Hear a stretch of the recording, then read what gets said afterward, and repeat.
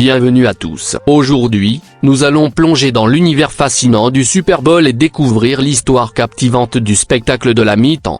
Saviez-vous que cette tradition emblématique a débuté il y a des décennies, bien après la création du Super Bowl lui-même? Explorons ensemble comment cette pause pour les spectateurs est devenue l'un des moments les plus attendus de l'année. Au fil des ans, le Super Bowl est devenu bien plus qu'un simple match de football américain. En 1967, lors du tout premier Super Bowl, la mi-temps n'était qu'une simple pause pour les spectateurs. Cependant, dès le Super Bowl 3 en 1969, la NFL a commencé à exploiter cette pause pour divertir les millions de téléspectateurs à travers le monde.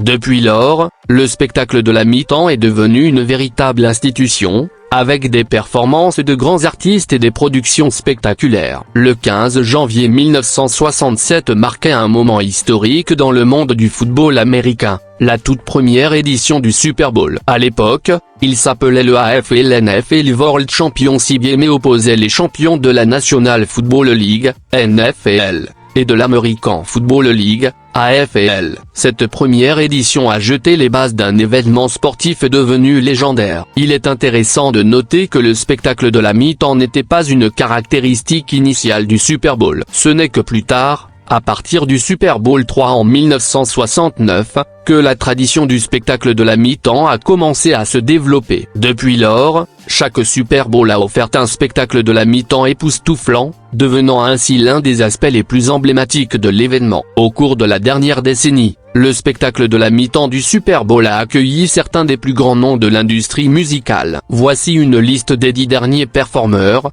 2014, Bruno Mars, Red Hot Chili Peppers. 2015, Katy Perry, Lenny Kravitz et Missy Elliott. 2016, Coldplay, Beyoncé et Bruno Mars. 2017, Lady Gaga. 2018, Justin Timberlake. 2019, Maroon 5, Travis Scott et Big Boy. 2020, Shakira et Jennifer Lopez. 2021, The Weeknd. 2022, Dr.